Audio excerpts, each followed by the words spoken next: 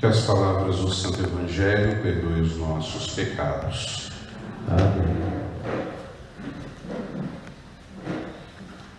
2 domingos atrás, nós ouvíamos no Evangelho que depois de ter multiplicado os pães, enquanto Jesus despedia as multidões, os discípulos seguiram para o outro lado da margem do lago de Genezaré, o mar da Galileia, e Jesus aproveitou, rezou um pouquinho, depois de rezar foi ao encontro dos discípulos no meio da noite, caminhando sobre as águas.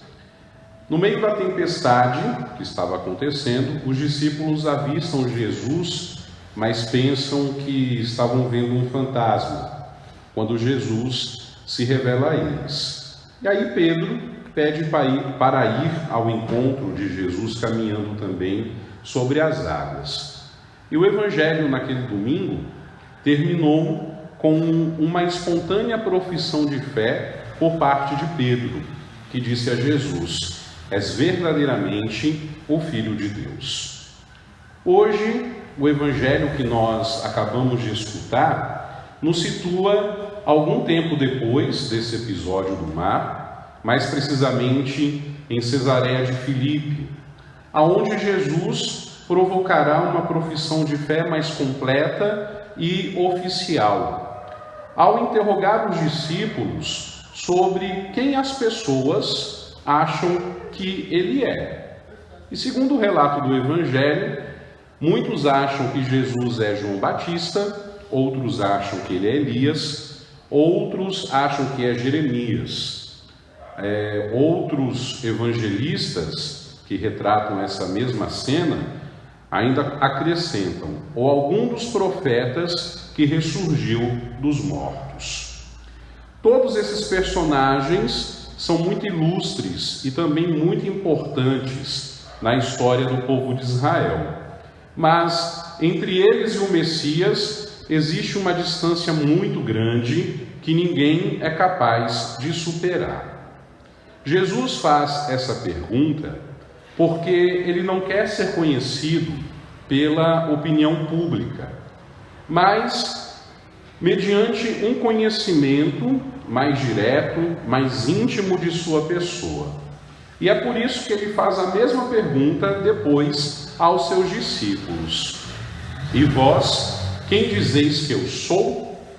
A resposta é colocada na boca de São Pedro de novo. E aí nós temos essa profissão de fé mais completa e oficial, quando Pedro diz: tu és o Messias, o Filho do Deus vivo. Isso significa que, enfim, os discípulos compreenderam quem era Jesus. Jesus é o Messias do Pai. Não é possível conceber um ato de fé assim, tão implícito na divindade de Cristo, sem a iluminação por parte de Deus.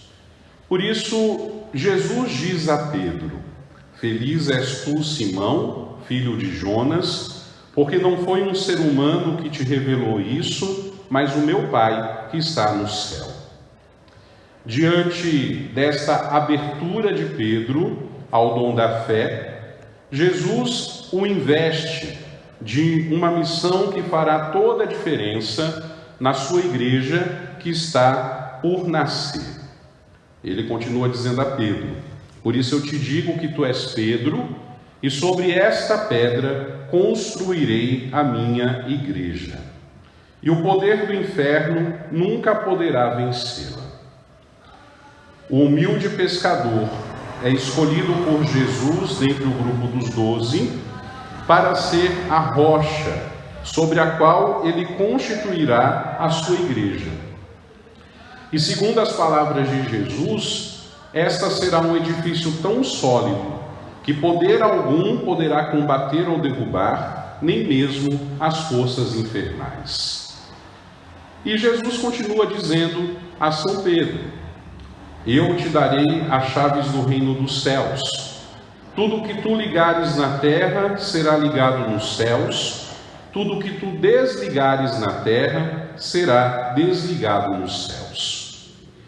o símbolo das chaves na Sagrada Escritura significa poder. Eu o farei portar aos ombros a chave da casa de Davi. Ele abrirá e ninguém poderá fechar. Ele fechará e ninguém poderá abrir. Nós escutávamos isso na primeira leitura de hoje, que falava a respeito de Eliaquim, superintendente do Palácio Real. Porém, imensamente maior do que este poder que Eliaquim tem, é o poder dado por Jesus a Pedro. Pedro herda não as chaves de um reino terreno, mas herda as chaves do reino dos céus. Ou seja, daquele reino que Jesus veio instaurar na sua igreja, na qual Pedro tem o poder de ligar e desligar. Ou seja, o poder de absolver ou condenar, de acolher ou excluir. Não só as pessoas, mas também as doutrinas e os costumes. E segundo as palavras de Jesus, este poder é tão grande que suas decisões são ratificadas no céu pelo próprio Deus. O que ligares na terra será ligado no céu. O que desligares na terra será desligado no céu. Nós contemplamos aqui dois grandes mistérios. O mistério da igreja, enquanto sinal e portadora da salvação, e o mistério de Pedro, o mistério do Papa, como o vigário de Cristo e grande responsável por confirmar a todos os crentes na fé que aprendemos e recebemos do Evangelho e dos apóstolos. Foi desta forma que Cristo quis edificar a sua igreja, e é assim que a igreja deve ser aceita, juntamente com o primado de Pedro, que também é instituição divina, como bem nos provou o Evangelho. O cristão deve reconhecer com autenticidade e gratidão o que o Senhor mesmo estabeleceu, para tornar mais seguro a todos o caminho da salvação, porque esta é a missão da igreja. Lembremos-nos que, diante das contestações que o mundo externo sempre fez, vive fazendo e certamente continuará a fazer diante da igreja, sobretudo naquilo que diz respeito à sua doutrina e tradição, só há uma pergunta a nos fazer: nós estamos com Pedro? Se sim, nós defenderemos a nossa fé com tudo aquilo que ela nos ensina e professa, independente de qual seja o assunto, por mais delicado, por mais complicado que ele seja, como um que recentemente tomou a mídia e as redes sociais.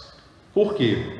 A igreja, ela tem muito clara as suas doutrinas, e ela não as mudará só porque alguns não gostam ou não aceitam.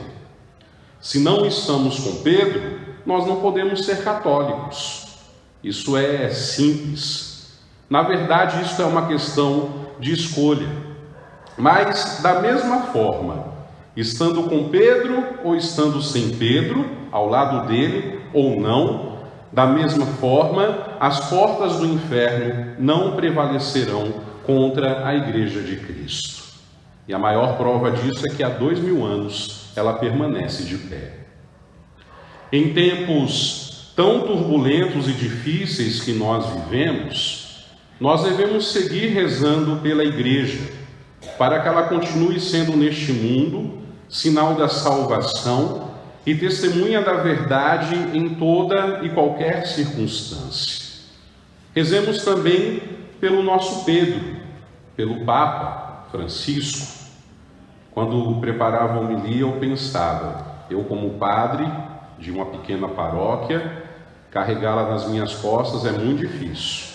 Aí eu me coloquei no lugar do Papa. Imagina o Papa, que carrega nas costas dele a igreja inteira. Nós temos que rezar por ele.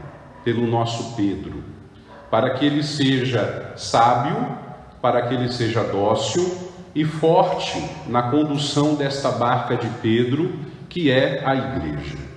E rezemos por nós, que somos membros da igreja, que somos a igreja, para que permaneçamos firmes na fé que recebemos e sinceramente professamos, sem duvidar nem hesitar.